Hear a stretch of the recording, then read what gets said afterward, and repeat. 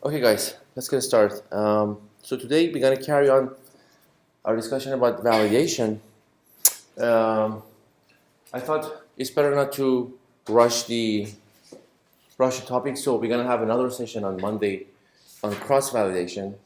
Today we're going to carry on with the other techniques, and then on the last 4 lectures, Wednesday next week, Friday next week, and then Monday in 2 weeks, we're going to finish SVNs.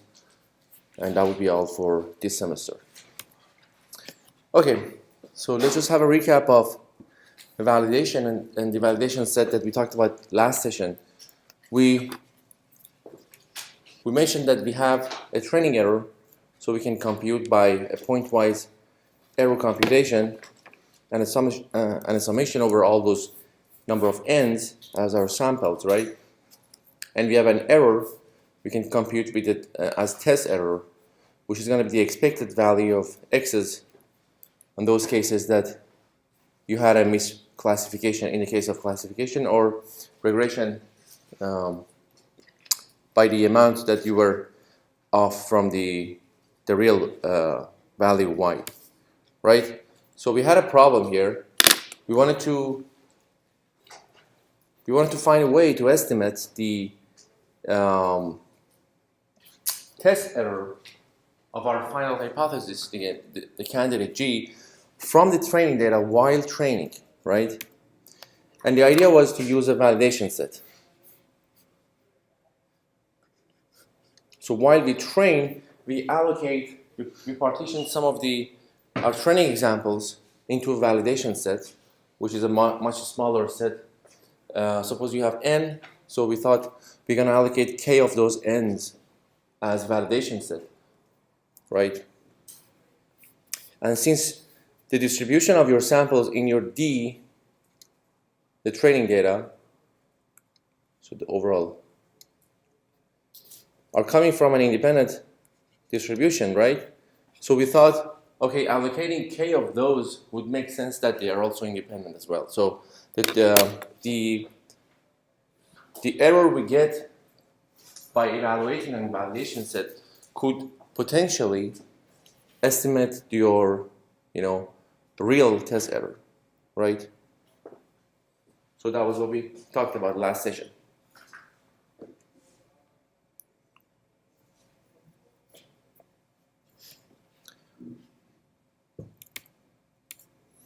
Right. So we partitioned our big D into D train and D val. So you had n samples. You allocate k of those for D val. Thus, the remaining would be n minus k for your D training, right? Training set. And we start so in this case, when we train an algorithm, when we apply our learning algorithm, we pass the D train on that, and we're going to have a G of those. And we mentioned that in most cases, when you have a shortened D, we can have minus there, like here, G minus. It shows that you have a reduced set of data.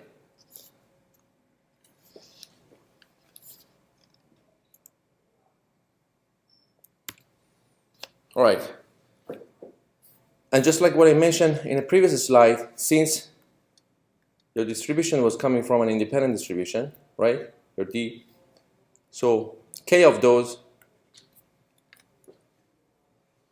are potentially following the same rule. So if you compute the validation error over the smaller G, right? So it's going to be the summation of all pointwise error of your x's with respect to your y's, right? Inside your D val in this case.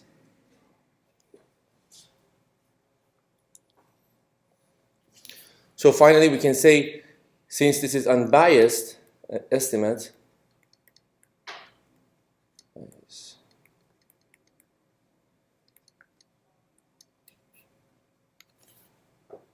it could be potentially a way to estimate your real E out from E out of G bar from e-validation G minus bar, right?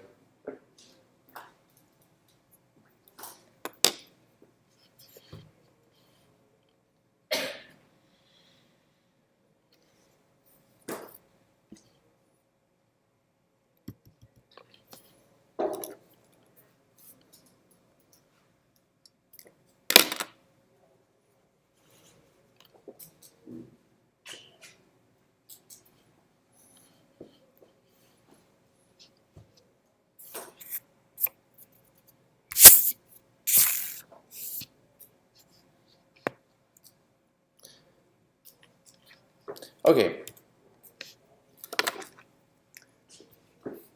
So, in order to estimate this, our validation error, in order for your validation error to be sort of an estimate to your real eval, your E out of your G minus bar, so we need to have it large K, right, in your validation data. So we need to take many samples out of your D in order for validation to be large enough. In practice, we mentioned that it's going to be 5 normally they use.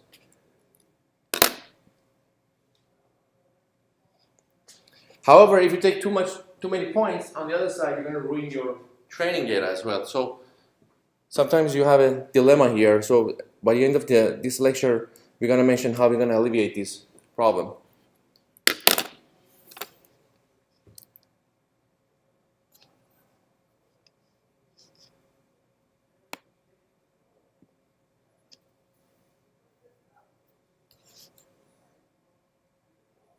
Okay. And we talked about some intuitive steps in order to select our model. So we have many hypotheses. Suppose you have many set of hypotheses, and you want to make sure which one works the best paired with your learning algorithm that you're using right now, right? So you want to find the best model from your set of edges, right? These edges could be from any class of polynomials of any degrees, right? Second order, third, any. Oh, yeah. So now we showed that in a previous lecture that how we're going to use the validation set to sort of as sort of an intermediate benchmark on how to select your models and come up with the HM star, which is the best model that works with that data set, given your algorithm.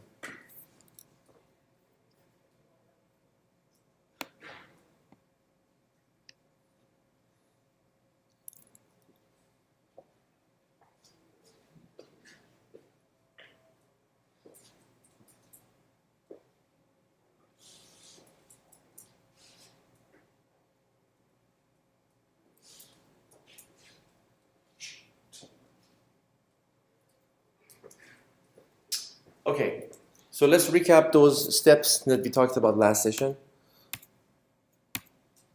So first, on step 1, we train each of those HM, right? So H1 to HM. On the training data that we have,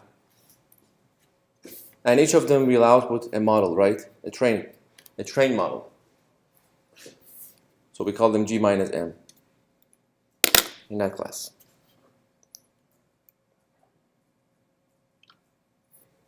So for each of those edges, we find a candidate, that class, right?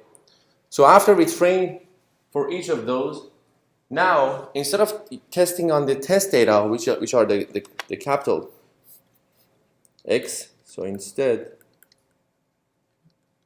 of testing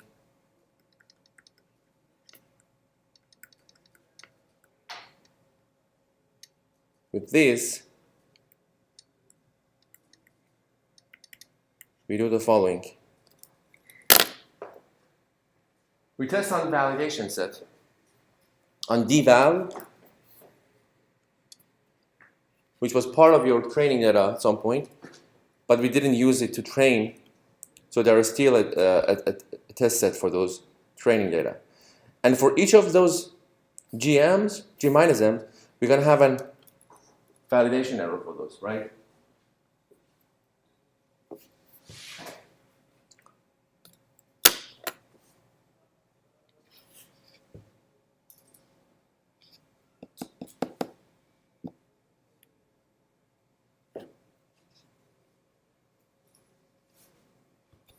So validation set can be used, to estimate out of sample error for more than one model, right?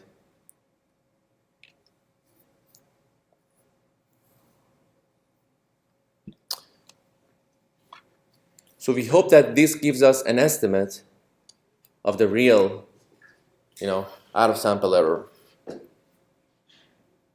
Say actual.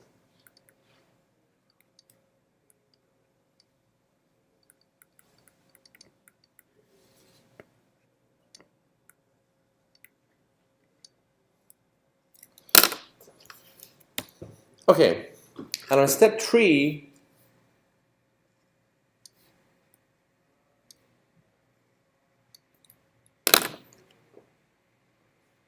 we have the validation error for all those H's, your hypothesis.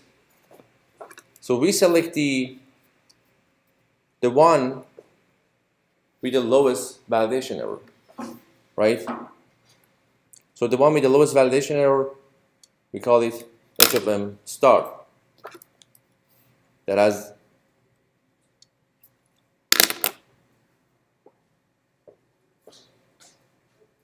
the lowest validation error.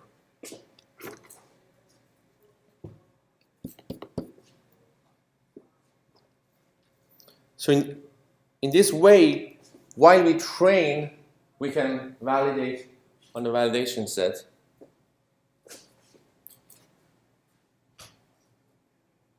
And we simply can come up with the best model that was working given our data and the learning algorithm.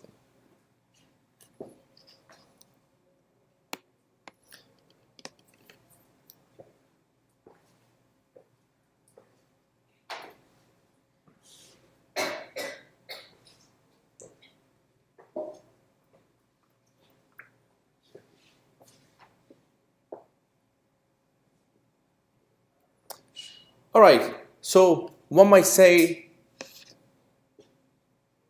is there any other way that we can use validation set to select models? Yeah, of course there are other alternatives, and we're going to talk about one of those today. And we see if we can use the complexity of the model and BC dimension and have things inequality that we already know in order to select the model. So here's how we can do it. So an alternative way to select models, right? So what if we didn't use a validation set to choose the model?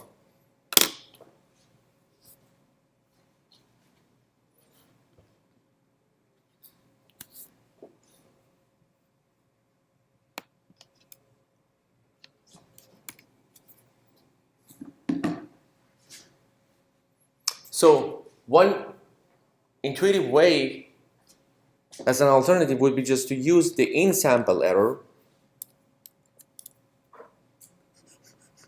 from each model selection criterion. So what if we use just the training error for those models? Is it going to be more helpful? So specifically, if we do it this way, we pick the model which gives a final hypothesis with minimum in-sample error, right? Instead of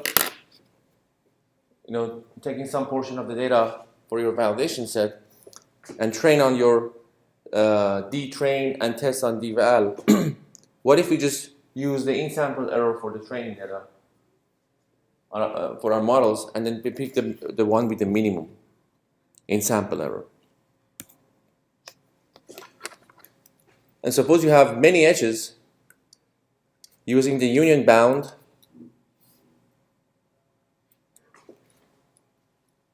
and complexity of the model. So we need to make sure that when we have many edges, they are disjoint. So you have to make a bound on those, a union of those, and then you're going to come up with the H star here. And the minimum in sample error of those hypotheses would become your final candidate, right? G hat.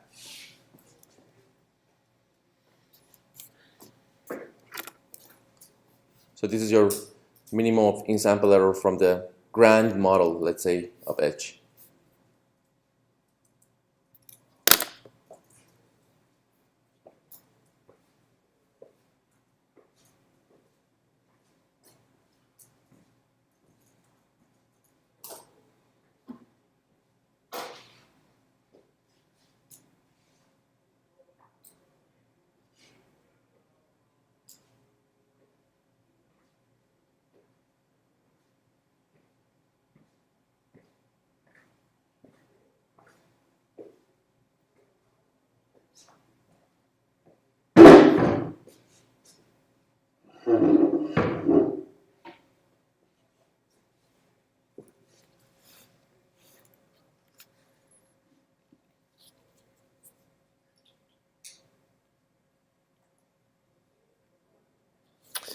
Okay. So let's say, what are the caveats of this method, this alternative method? So now to be able to find a bound on the out of sample error now, given this method,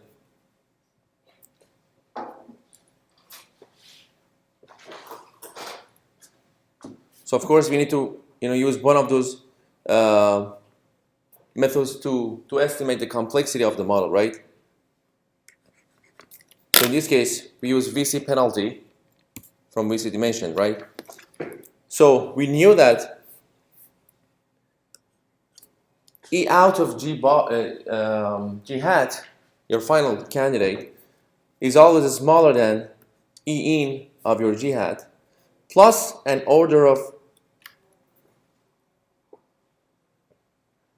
VC dimension of that H star. So if you want to see the real model, is in the second chapter of your Learning from Data book. So it has an 8 here and a log,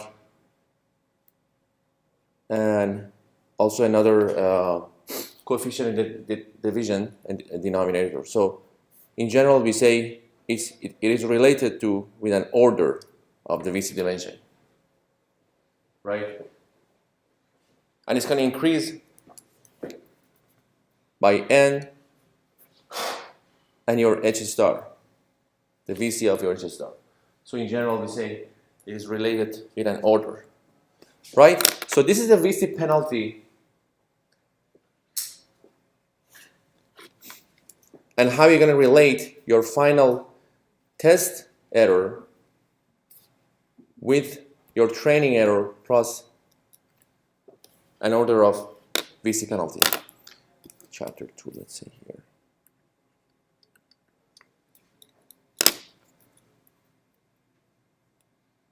Probably it was 214 formula or 28. Yeah, one of those formulas. You can check it on your textbook. All right. So, using this VC penalty, the goal of our model selection would be twofold. So this is goal. First of all, we need to select the best model out of those all H's, H1 up to HM, and also the model should output the best hypothesis, right? So specifically, we want to select the model M having the minimum E out of GM, right? While retaining data. while retaining, so it's not retraining, it's retaining data. So while keeping our data, we want to make sure that we have the best one.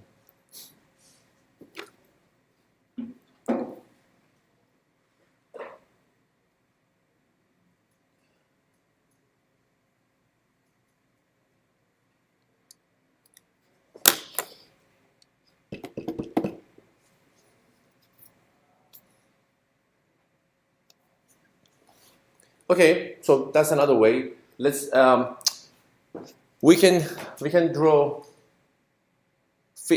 graphs in order to show the complexity of this method using VC penalty. I'm going to just show it to you in the next slide. So while we increase the n, how does this order will play?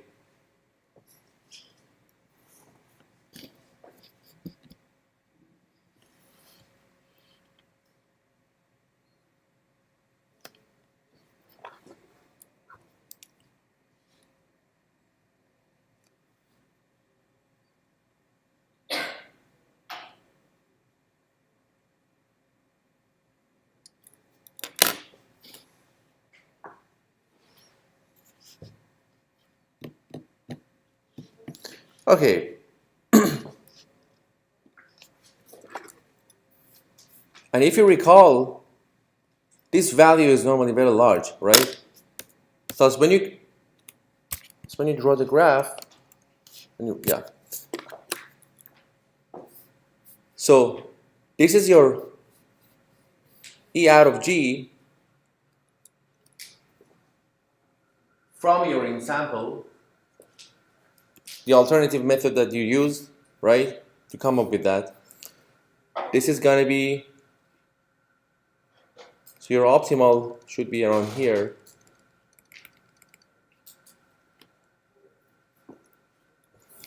Your validation normally goes high, and it's going to be typically very large by VC dimension. And the green line is E out of GM star on a case that you do the validation. So you see that these two are not going close to each other, depending on the n.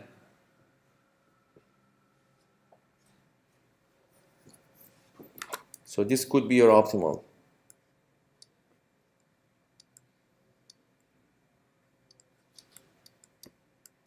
Optimal error.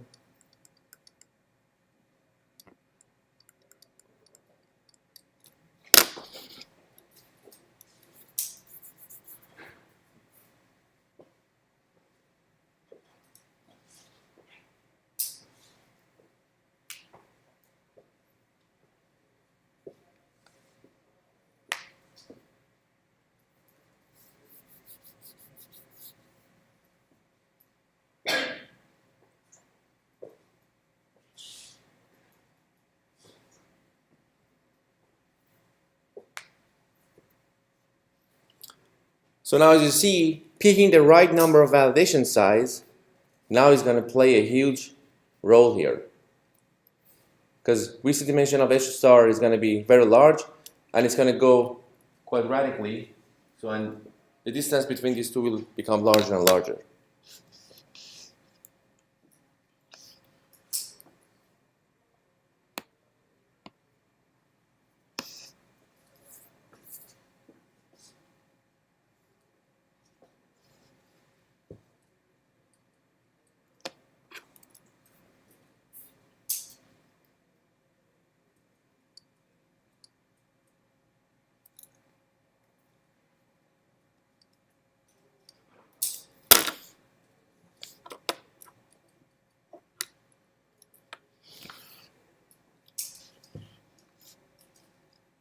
Okay. So coming back to the old VC penalty, so we have this inequality that goes higher with this order. So we call this value T1, and we call the second one T2, right? So now you see that T1 on the case of a small k, T1 would be small.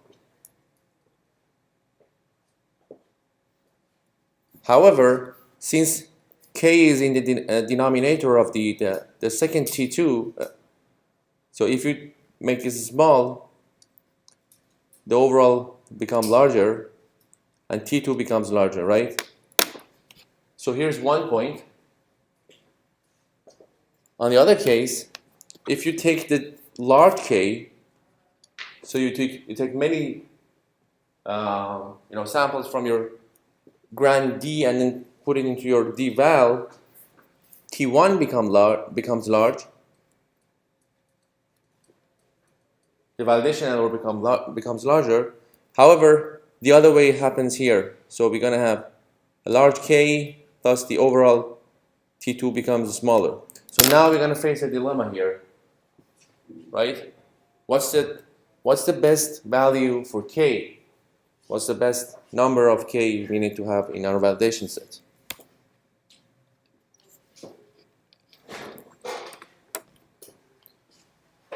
Again, if you expand this dilemma into two ways, so first, if the k is small, if the k becomes small, or you pick a small k, your E out of Gm star would be almost equal to G minus M star. On the other side, if k is large, the estimate of Gm star becomes noisy.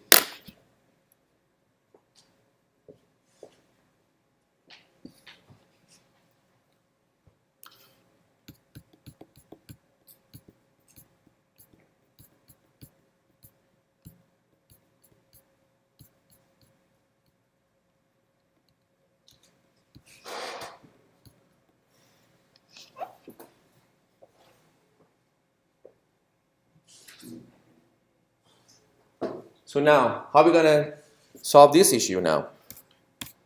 Let's see how we're going to resolve it. Cross-validation. So, we've got a dilemma in selecting k.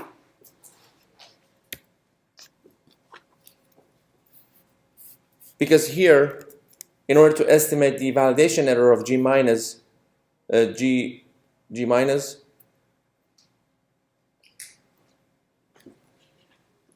for a good estimate of E out of G minus, right? This should be large, K should be large. However, in order for your estimate of E out of G minus to become the estimate of your real test error, you need to have a small k, right? And that's how, and that's why we need to use cross-validation to avoid this dilemma. And that's going to be the bulk of our discussion for next session on Monday. There are so many different ways to do cross-validation. You can chunk up your data like 20% for tests, 80% for validation, and then you do that into different folds. See, when you have this amount of data, so you can chunk it up here, 80-20, or in the first iteration, right, number 1. In iteration number 2, you might want to put 80 here and 20 there and output another model.